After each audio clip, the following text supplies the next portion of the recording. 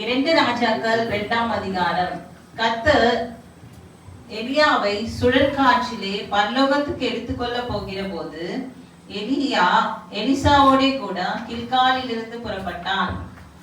எலியா எலிசாவை நோக்கி, நீ இங்கே இரு, கர்த்தர் என்னை பெத்தேல் மட்டும் போக அனுப்புகிறார்.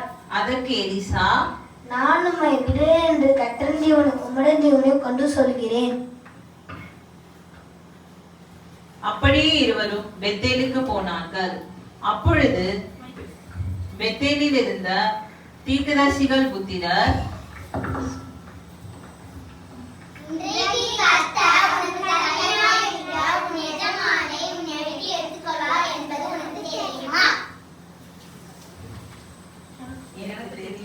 எனக்கு தெரியும், சும்மா இருங்கள்.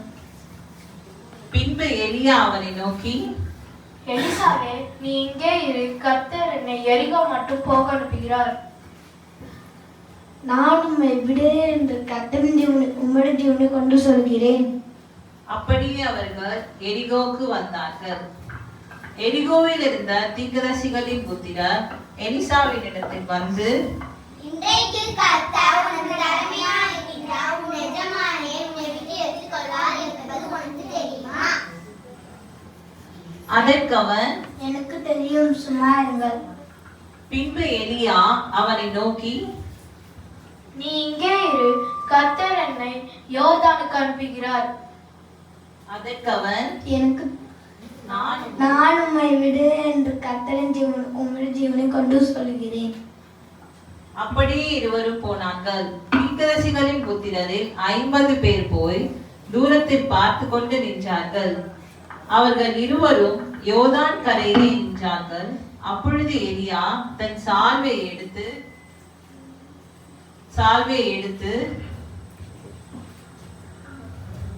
முறுக்கி தண்ணீரை அடித்தான்.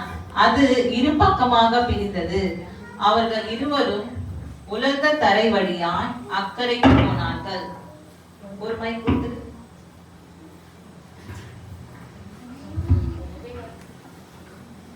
அவர்கள் அக்கறை பட்ட பின்பு எலியா எலிசாவை நோக்கி, நான் உன்னை விட்டு எடுத்துக்கொள்ளப்படும் முன்னே நான் உனக்கு செய்ய வேண்டியது என்ன கேள்.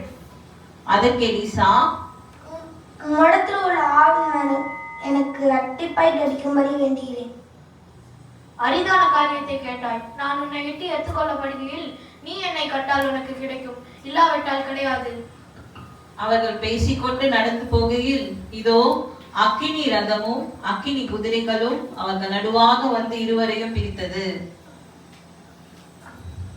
எலியா சுழற்காற்றிலே பரலோகத்துக்கு ஏறி போனான். அதை எலிசா கண்டு, என் தகப்பனே இஸ்ரவேல் ரதமும் குதிரை வீரமாய் இருந்தவரே, என் தகப்பனே இஸ்ரவேல் ரதமும் குதிரை வீரமாய் இருந்தது, என் தகப்பனே இஸ்ரவேல் ரதமும் குதிரை வீரமாய் இருந்தது. அவனை அப்புறம் காணாமல் தன் வஸ்திரத்தை பிடித்து அதை 2 துண்டாக கிழித்தான். பின்பு அவன் எலியாவின் மேலிருந்து கீழே விழுந்த சால்வையை திரும்ப எடுத்து யோர்தான் கரையிலே நின்று எலியாவின் மேலிருந்து கீழே விழுந்த சால்வையை பிடித்து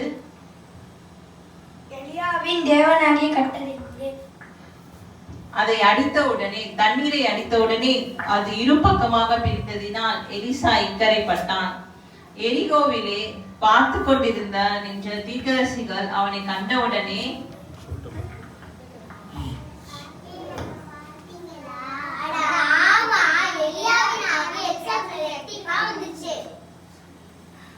அவனுக்கு எதிர்கொண்டு போய் தலை மட்டும் குனிந்து வணங்கினார். இவ்விதமாக தேவன் எலியாவின் ஆவியை எலிசாவின் மேல் இரட்டிப்பாக இறங்க பண்ணினார். Song number 4.